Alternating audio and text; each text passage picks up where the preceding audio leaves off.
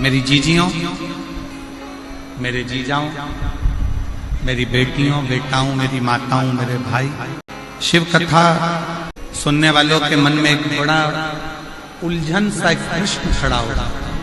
कई लोग एक प्रश्न खड़ा कर देते हैं, क्यों गुरुजी हम इतना पुण्य करते हैं, हम इतना भजन करते हैं, हम इतना कीर्तन करते हैं, हम इतना मंत्र जाप करते हैं, हम इतना नाम जाप करते हैं, हम इतना स्मरण करते हैं, हम इतना पुण्य करते हैं, हम भजन करते हैं, कीर्तन करते हैं, मंत्र जाप करते हैं, पुण्य करते हैं, और उसका फल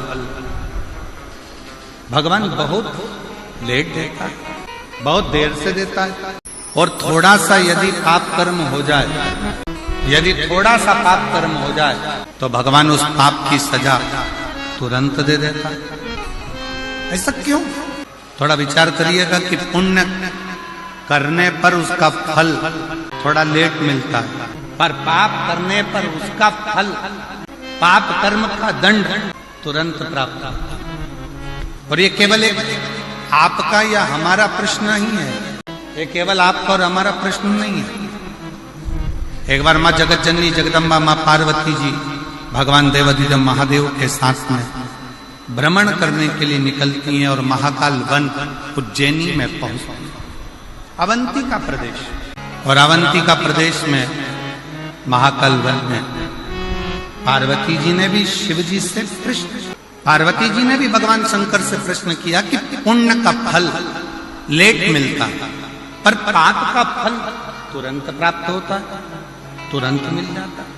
पुण्य करने वाले को थोड़ा थोड़ा कष्ट भोगना ही पड़ता है, पर पाप करने वाला तो तुरंत फलता भी है, फूलता भी है, और उसका पाप कर्म माँ जगत जननी जगदम्बा माता पार्वती जी ने उसी पल, उसी घड़ी, उसी क्षण कहा।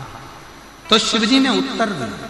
भगवान देवाधिदेव महादेव, भगवान शंकर, कृपा सागर, दया सागर, करुणा सागर, मेरे शिव, मेरे उगड़दानी, मेरे शंकर उत्तर देते हैं, पार्वती, फसल बोने वाला किसान, ज्वार बोने वाला, मक्का बोने वाला, गेहूं बोने वाला, धान बोने वाला, सब्जी लगाने वाला एक किसान अपने खेत में, हारमोनियम, अपने खेत में एक किसान जब अपने खेत में काम करता है, किसान जब अपने खेत में फसल लगा रहा होता है, आलू लगा रहा है, प्याज लगा रहा है, लहसुन लगा रहा है, मूंगफली लगा रहा है, सब्जी लगा रहा है, सोयाबीन लगा रहा है, धान बो रहा है, गेहूं बो रहा है, बाजरा बो रहा है, मक्का बो रहा है, किसान